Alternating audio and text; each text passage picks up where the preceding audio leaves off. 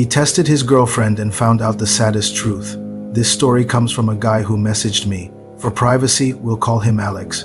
Alex and his girlfriend, let's call her Sarah, had been together for 3 years. They were high school sweethearts who even went to the same college. From the outside, they looked like the perfect couple. They were always together, always laughing, and everyone thought they'd get married someday. But recently, Alex started to feel like something was off.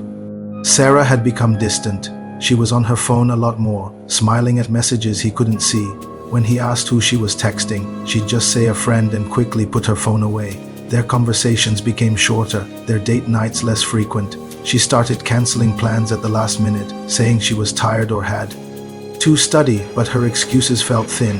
Alex tried to talk to her about it, asking if everything was okay between them, but she would just reassure him, saying he was overthinking things and that she loved him. Yet her actions didn't match her words. The warmth he used to feel from her was gone, replaced by a polite coolness that chilled him to the bone. Alex's anxiety grew with each passing day. He started losing sleep, replaying their recent interactions in his head, searching for clues. Was he being too needy? Was he imagining things? He shared his worries with his best friend, Mark. Mark was the practical type. He listened patiently and then said, "Dude, if you're this worried, you need to find out for sure. Speculating is just going to drive you crazy." Mark suggested something that made Alex's stomach churn. Test her. The idea felt wrong, like a betrayal of trust. But the alternative, living in this state of constant doubt, felt even worse. He felt torn. He loved Sarah and wanted to trust her, but his gut was screaming that something was seriously wrong. After another week of sleepless nights and half-hearted reassurances from Sarah, Alex decided he couldn't take it anymore. He had to know the truth, no matter how much it might hurt. So, with a heavy heart, Alex came up with a plan. It was simple, but he hoped it would be effective. He told Sarah he had won a surprise weekend trip for two through a work raffle. He made it sound amazing, a luxury cabin in the mountains, all expenses paid. He told her it was for the upcoming weekend. He watched her face closely for her reaction. He expected her to be thrilled, to jump up and down with excitement like she used to. Instead, her smile seemed forced. "Wow, that's amazing, honey," she said, but her eyes didn't light up. A moment later, a look of disappointment crossed her face. She told him she couldn't go. She said she had already promised her friend Emily that she'd help her move that weekend. It was an unbreakable promise. Alex's heart sank. It felt like another flimsy excuse. He pushed a little, saying he could reschedule, but she insisted it was a one-time offer for that specific weekend. She apologized profusely, saying she felt terrible, but her commitment to Emily was solid. Alex felt a knot tighten in his stomach. He knew Sarah's friend Emily, and he decided to take his test one step further. He waited a day and then called Emily. He tried to sound casual, asking how she was doing and then mentioning, "Hey, I heard you're moving this weekend. Sarah said she's helping you out." There was a long pause on the other end of the line. Then Emily said, "Moving? No, I'm not moving. I'm actually going out of town to visit my parents this weekend." At that moment, Alex's world shattered. The lie was so clear, so undeniable. Emily had no idea what he was talking about. She even asked if Sarah was okay, because it was a weird thing to make up. Alex mumbled something about a misunderstanding and quickly ended the call. His hands were shaking. The excuse wasn't just flimsy. It was a complete fabrication. There was no move. Sarah had lied to his face.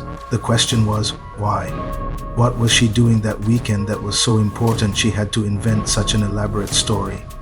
The truth was now a gaping hole in front of him, and he knew he had to face it. The weekend arrived. On Friday evening, Alex told Sarah he was heading out of town alone, just to get away. He packed a small bag to make it look convincing and hugged her goodbye. She wished him a safe trip, her voice full of fake sympathy. It was one of the hardest things he'd ever had to do, acting normal when his heart was breaking. But instead of driving to the mountains, he went to Mark's apartment. He and Mark spent the evening just sitting in silence, the unspoken truth hanging heavy in the air. The next day, Saturday, was the day he would get his answer. He felt sick to his stomach, but he knew he had to see it through. Armed with the knowledge that Sarah wasn't helping Emily move, Alex decided to find out where she really was. He had a terrible suspicion. There was this new guy in some of her college classes, a guy she'd mentioned a few times named Leo.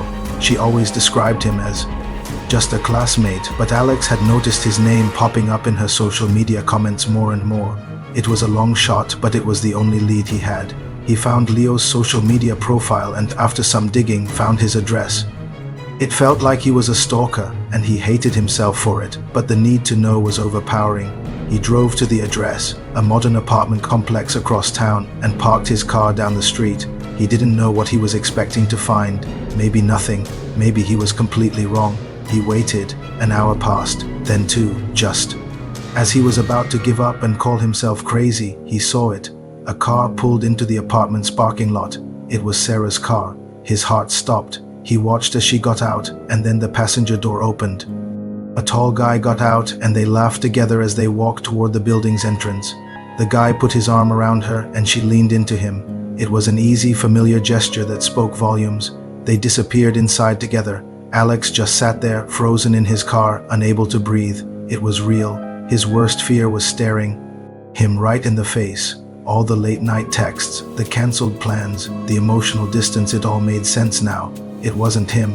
It was someone else. She wasn't just being distant. She was living a double life. Alex drove home in a daze. The world seemed to be moving in slow motion, the colors muted. He felt completely empty. When he got back to his apartment, the place he shared with Sarah, everything felt like a lie. The photos of them on the wall, the little gifts she'd given him, the future they had planned, it was all a sham. He didn't know what to do. Should he confront her? Should he just pack his bags and leave? The next day, Sarah came home. She walked in with a bright smile, asking how his solo trip was. The sight of her pretending so effortlessly was what finally broke him. He didn't yell. He didn't scream.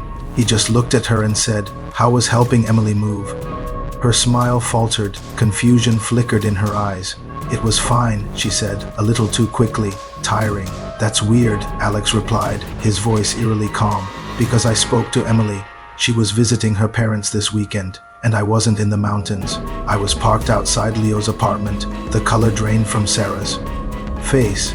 She opened her mouth to speak, but no words came out. The silence was deafening. In that moment, he saw it all: the guilt, the panic, the realization that the game was over. There were no more lies she could tell. The saddest truth wasn't just that she cheated. It was that she was willing to lie so easily, to throw away 3 years of history for something new, without giving him the respect of a conversation. She had made her choice long before he ever decided to test her. The test didn't break them.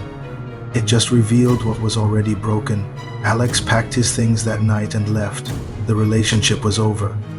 It's a painful reminder that sometimes the people we think we know best can be the biggest strangers of all. If you've ever been through something like this, know that you're not alone. The pain of betrayal is immense, and it's okay to feel lost and hurt. It's so important to talk to someone you trust, whether it's a friend, a family member, or a professional therapist. Healing takes time, but you will get through it. Thank you for listening to this story. If you have a story you'd like to share, feel free to reach out. Don't forget to like and subscribe for more content. Take care.